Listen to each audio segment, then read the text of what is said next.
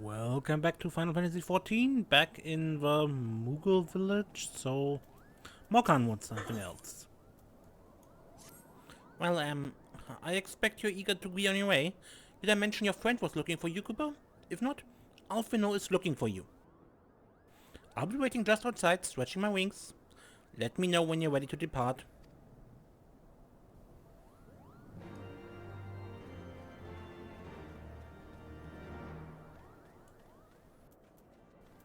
Alphino? What is it? To the best of my knowledge, we have all that we need for our trip to Zenith. And I believe the Elder Seeds and their retinue will soon be making the journey back to Redania. It would be remiss of us not to convey our gratitude for them prior to going our separate ways. Shall we? Thank them, okay. Sure. Thank you, Kanesana. Alphino, Serenia, I do humbly thank you for what has been a most enlightening experience. Were it not for your pioneering spirit, the existence of these Moogles might never have been revealed to us.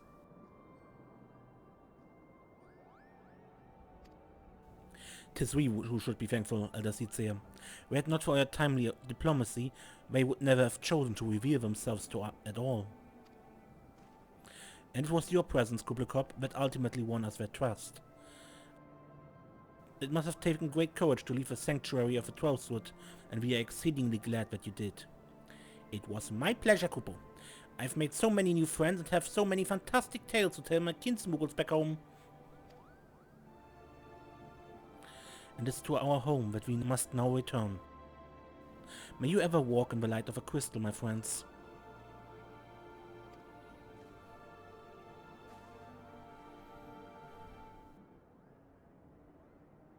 Safe journey, Elder Seedseer. We too must be on our way. Hraesvelgr awaits.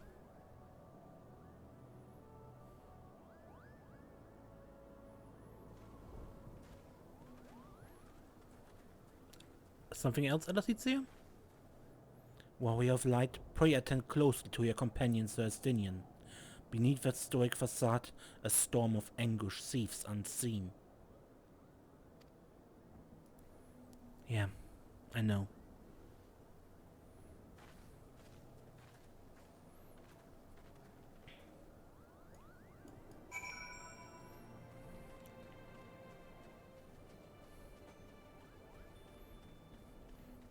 I remember from the Dragoon storyline that Sir Alberic told us Estinian lost his entire family and hometown to dragons. And chose the path of a Dragoon because he wanted revenge.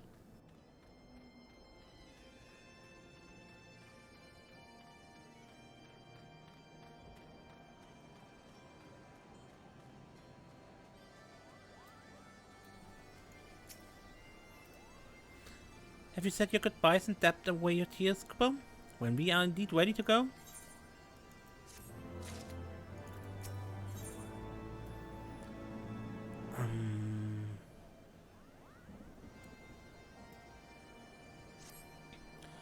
As Chief Moglin already explained, the shiny instrument we gave you is the best means of grabbing Hraesvelgr's attention.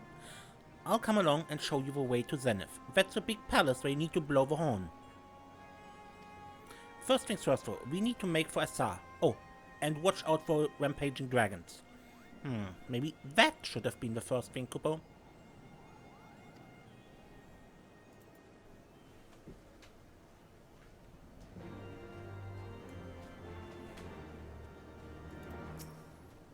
Moxie?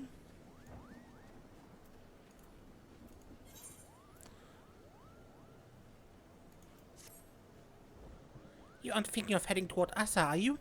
Best watch yourself if your Archaeosaur stalk the road looking for an easy meal. If only someone could drive him away, Kupo. Oh, you seem the type for dragon hunting? Why don't you slay 3 of the Archaeosaurs and open road back up for Moogle traffic? Once the deed is done, let Mogmont and Asa know. Okay. I think we can do it on the way. And we're going there anyway? Okay, where do we need to go?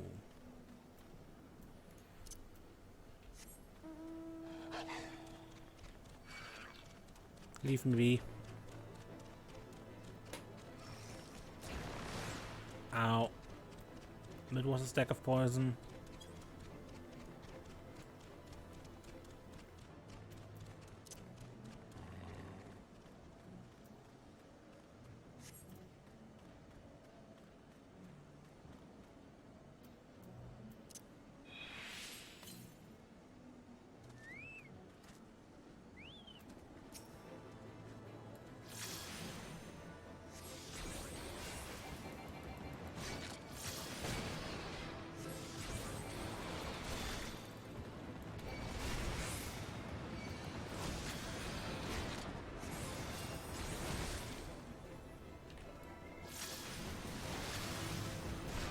Come on. Stop interrupting me.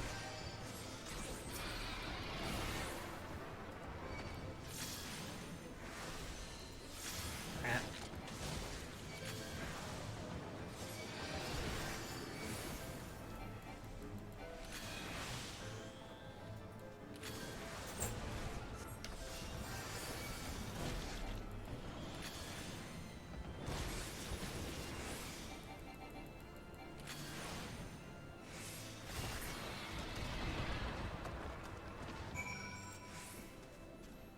And there's an ether current.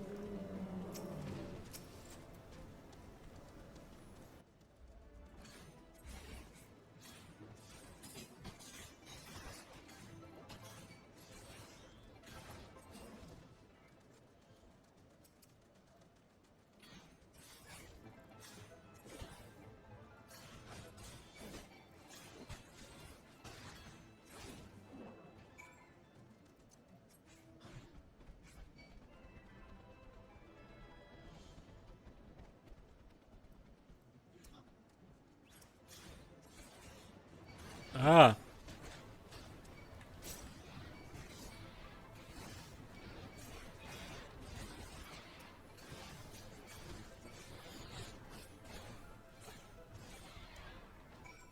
I'm struggling with my controls.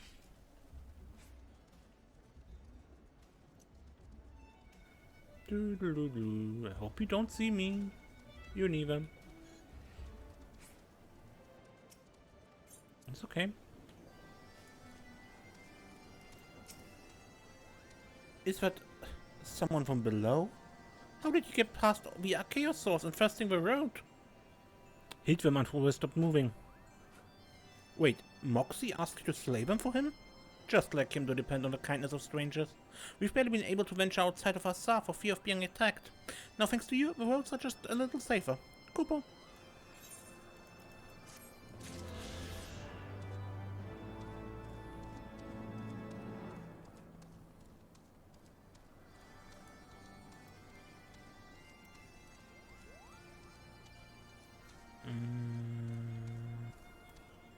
Mokan?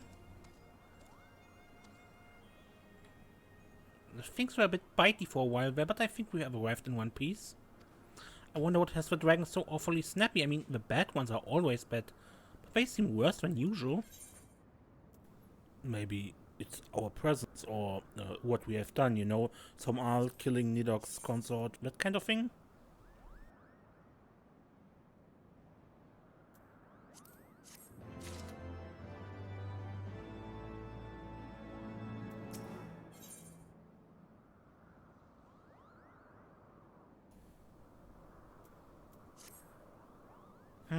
We may have a small problem, Kupo. When the winds are high like this, Hraesvelgr invariably abandons his lofty perch and heads to the lands below to hunt. If you tried blowing the horn now, I doubt he'd hear it. I suggest we stop at the clearing up ahead and rest until the winds die down.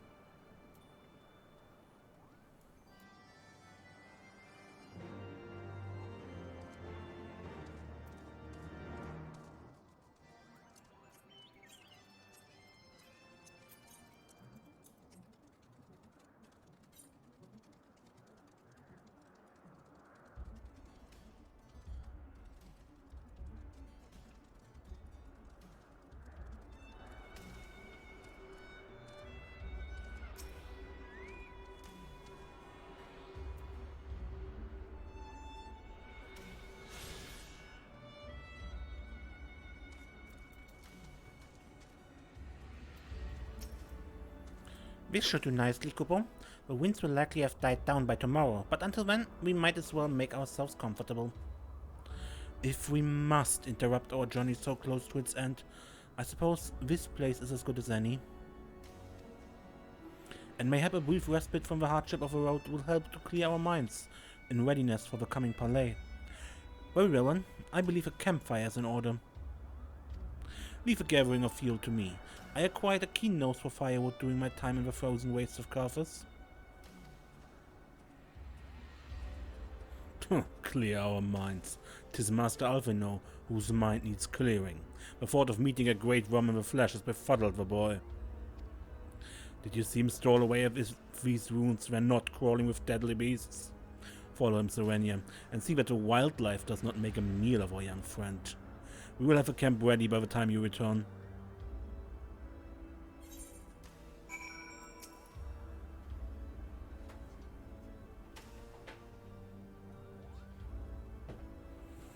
But sculpture to the west?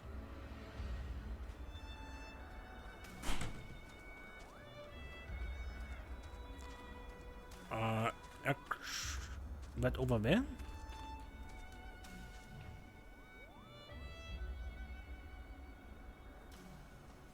Hard to say from here.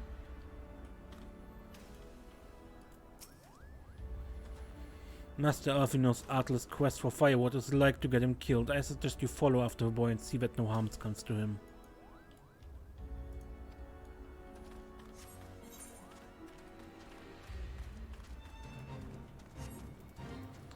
Okay.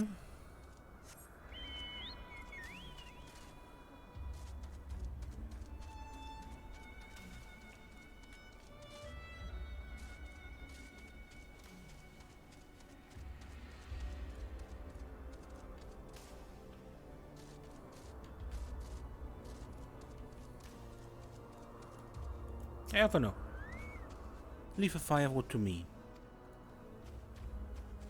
Okay, and you leave the dragons to me. Lower Sky Lord.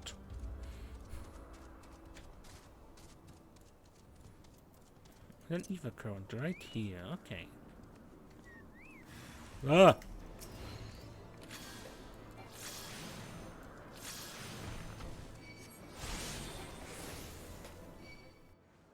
I skip you past all this.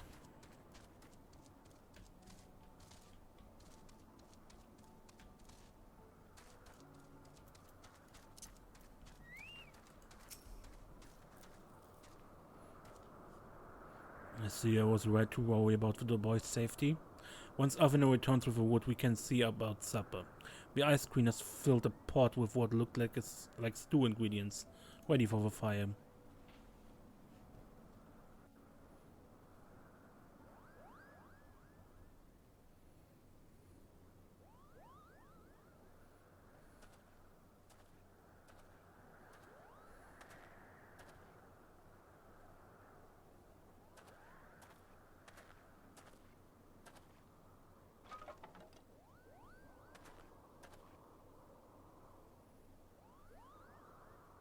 He's done it.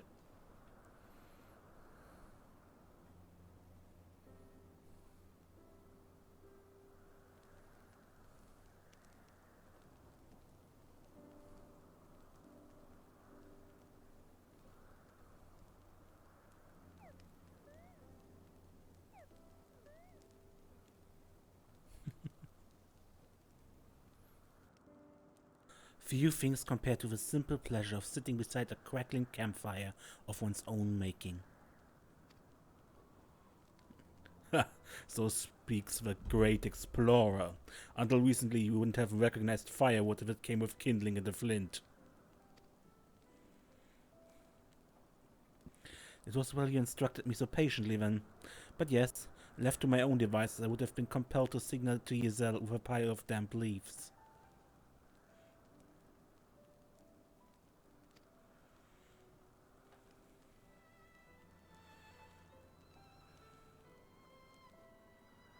I was born the pampered son of a Charlian dignitary, and alongside my twin became the youngest student ever to be accepted into the studium.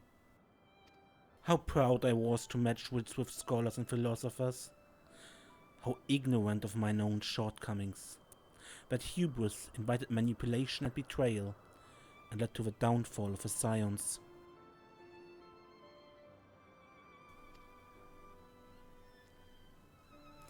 We all are guilty of similar ignorance. How many men lay down their lives never knowing what it is they fight for, never questioning that which they have been taught to believe.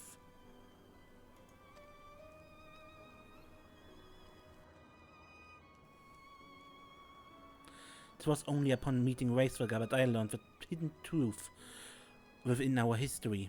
Were it not for that chance encounter, I would have never vowed to tear down the Holy See and expunge the falsehood with which it fans with flames of conflict. I would have lived and died in ignorance. But the truth has driven me to do terrible things I cannot deny. But I would rather sin in the pursuit of peace than imagine myself virtuous for perpetuating a needless war. If this journey has taught me anything, it is the importance and difficulty of holding to one's convictions in the face of failure, of striving always to replace one's ignorance with knowledge. You are well on your way, Master Alphino. At your age, I was but a fool swinging a spear with scarcely a thought in my head. Even now I struggle to acknowledge the misconceptions under which I have labored.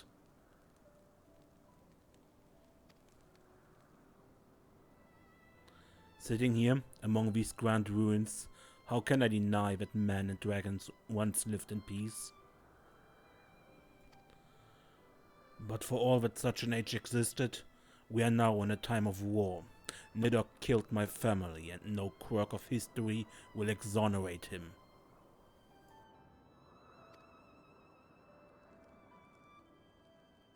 I may be ignorant of how the Dragonsong War began, but if we do not put an end to this conflict now, I can say for certain that it will only breed more vengeful souls such as mine.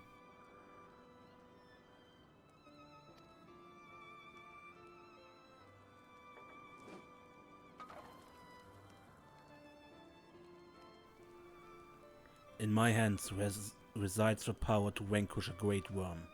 If Ishgard's survival rests on me wielding that power, I will slay Nidok myself. Orders or no.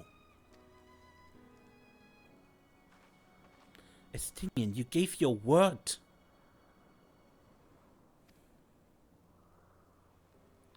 My word is contingent upon the success of our parley. Show me the strength of your convictions, Lady Isard. Convince Hraesvelgr of the righteousness of your cause.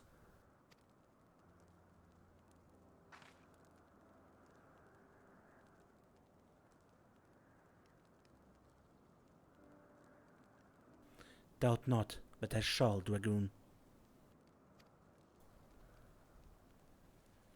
Well, winds willing, we shall have our answers on the morrow. Let us sleep now, and face our fate with the rising of the sun.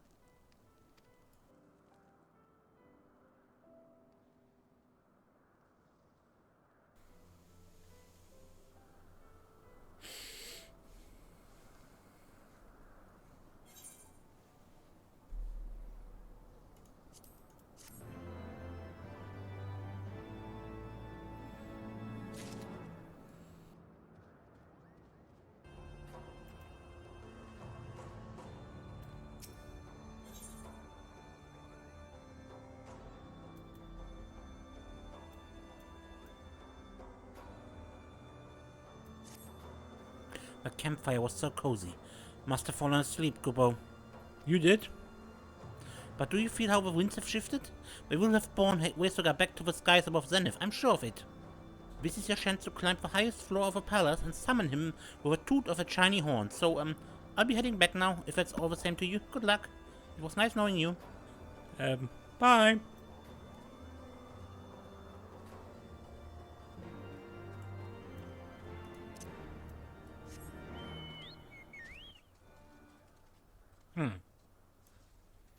My rope is glitching through the chocobo.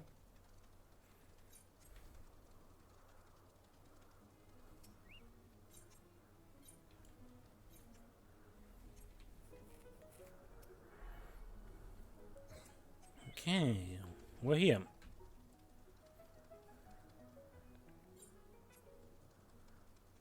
No. Here seems to be a way up, so...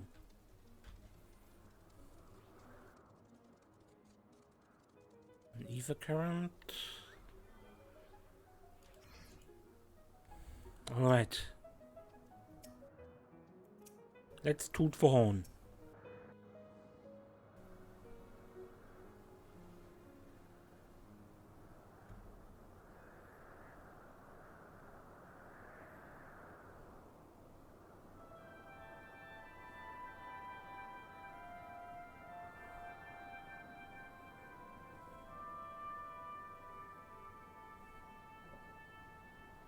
But it's an impressive toot. Mortals, why do you disturb my slumber?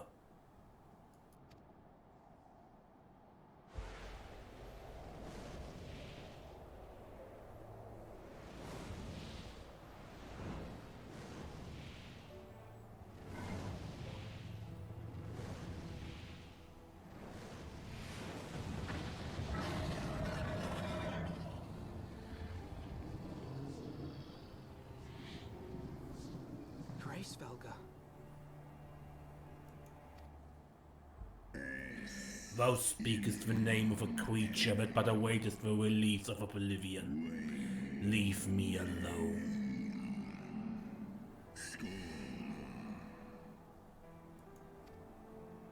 By the 12. Mine ears hear the tongue of dragons, yet the meaning rings clear within my mind. How can that be?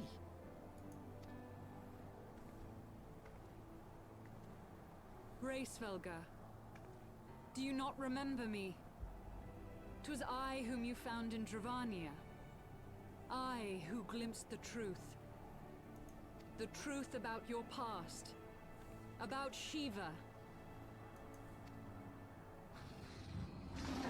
Do not speak her name, mortal. A sore point? But speak it I must. I have summoned Shiva's soul from the beyond and offered myself as her vessel. She has made her heart known to me. Foolish girl. Thinkest thou my beloved spirit hath descended from the heavens? That the secret of her heart are thine to know? I have surrendered mine to her. Do you not see, my love? I am Shiva reborn. Gullible fool. The light but illuminated the past for thee. It did not grant thee omniscience.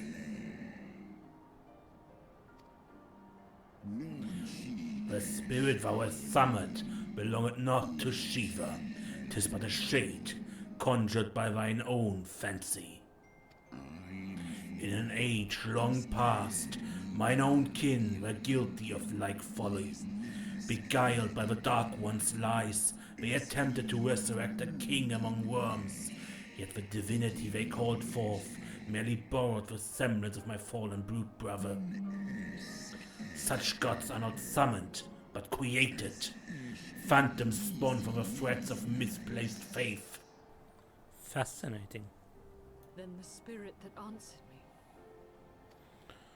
me. was but thy dream of Shiva. Thy soul hath been corrupted by a deity of thine own making, child.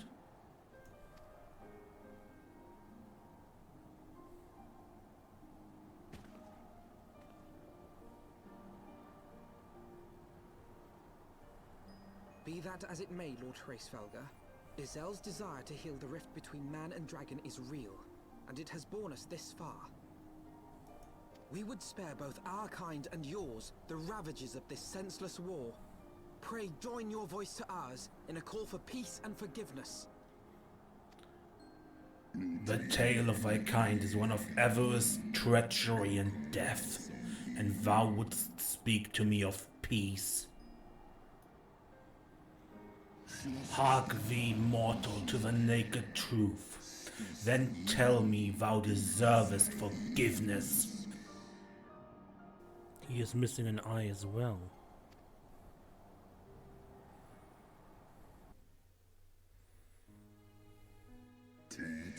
1200 years ago, my beloved Shiva's sacrifice served to bring an end to the war betwixt man and dragon, paving the way for an age of peace and cooperation. 2 centuries of harmony were to follow, during which time the Elezen learned much about us, not least that the eyes of a great worm are the wellspring of his strength. It was out of a selfish desire to possess this strength that King Thordan conspired to undo all that our peoples had achieved together.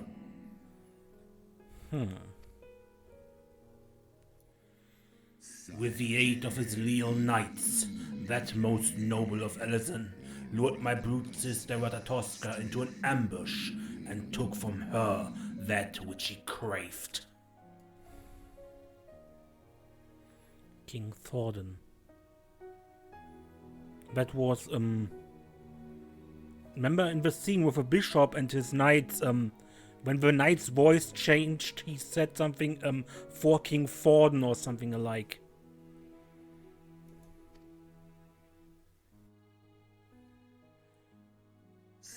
Fain would I strike the image from my mind, yet still the scene doth linger, of my brute sister's tattered corpse, defiled by her Elezen allies.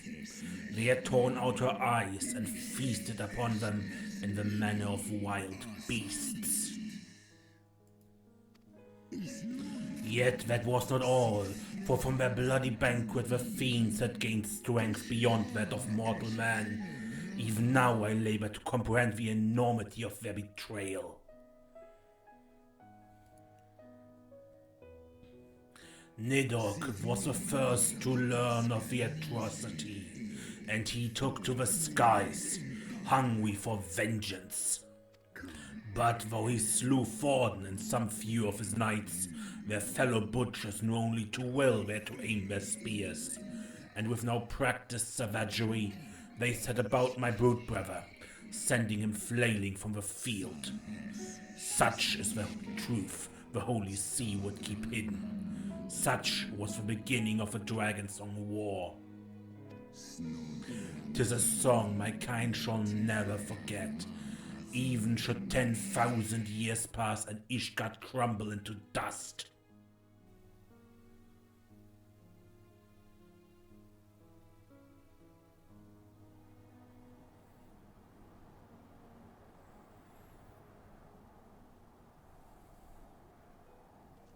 Your tale bears scant resemblance to the one I was taught. How convenient that it should absolve your kind of all responsibility. But tell me, dragon, why should I believe your version of events? What thou choosest to believe is immaterial. The betrayal that yet haunts mine every making moment is no less than the truth to my kind.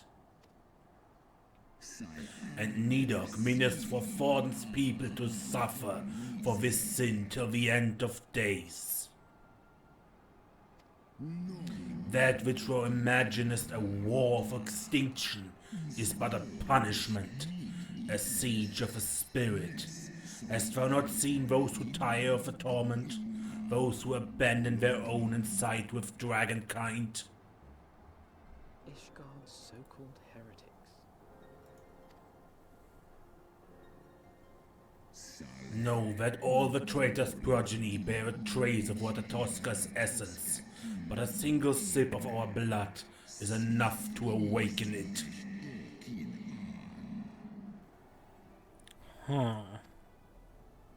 Then the seed lies within us.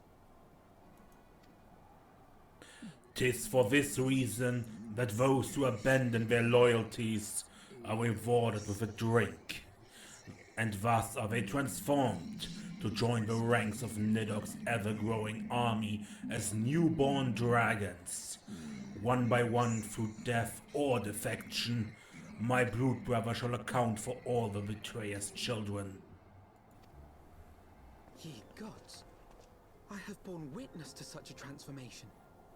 Looked on as a heretic assumed the shape of a dragon. I imagined it some manner of Dravanian enchantment. But if any Ishgardian, regardless of allegiance, has such potential within them, 12 forgive us. To think of all the dragons we've slain.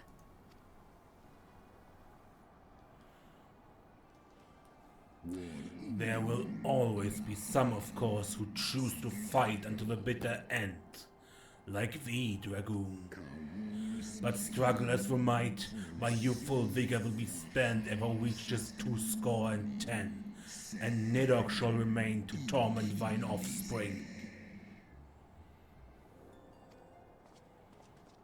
Oft have I wondered why Nidhogg did not simply raze Ishgard to the ground. Now I have my answer. He has no intention of winning the Dragonsong War, for it is no war at all, but vengeance. An eternal requiem sung for his murdered sister. Thou hast the right of it, Dragon Slayer. Comprehendest thou now the futility of thy quest? I have not come this far only to admit defeat. We can still return the eye to Nidhogg and beg forgiveness for our ancestors' crimes. Mayhap our words will sway him. Doubtful. Stubborn child, thou thinkest in mortal terms. Our perception of time is too broad for thee to grasp. 'Tis a simple matter for thee to offer thine apologies. Thou didst not perpetrate the crime. Despite thy visions, the deeds of history seem distant to thee. Could we use the echo to feel the pain as he did?